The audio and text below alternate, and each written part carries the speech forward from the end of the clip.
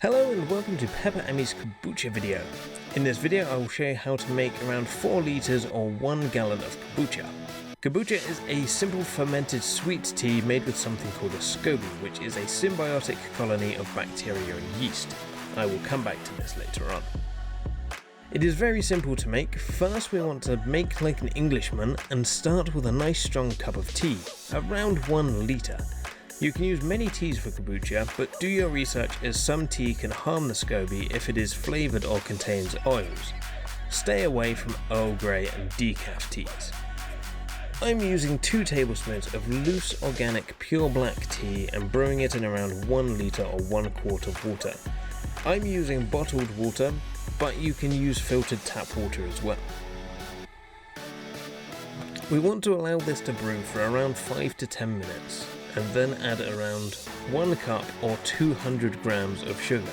You can also use other forms of sugar, but I'm just using pure white sugar. You also want to stay away from artificial sweeteners such as stevia. Once this is room temperature, you can add your scoby. Now it doesn't have to be exactly room temperature, it can be slightly below, but being above can harm the scoby. You may also ask, where can I get a scoby? Personally, I got one from Amazon, but if you have friends or family that make kombucha, you can always ask them, as the process of making kombucha does yield extra scobies. While handling your scoby, you want clean hands, or better still some gloves, as the bacteria on your hands can affect the scoby. Also, if you are using antibacterial soap, once again that can hurt the scoby because it is a colony of bacteria. I know, it sounds appetizing. Once you have everything in a clean jar, you want to cover it with some tight weave cloth as it needs to breathe but keep the dust out. I'm using a clean cutting from an old pair of trousers. You can also just use a tea towel or a scrap from an old t-shirt.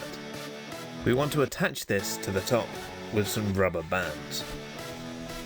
Now we want to leave this around for a week, but you can do tasting until it hits the flavour you're happy with. My first batch took just over a week, but my second batch only took around 5 days.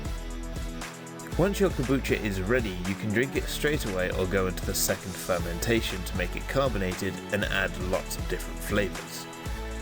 But I will be covering this in another video. I'll also be doing a more in-depth kombucha guide about brewing vessels and various teas.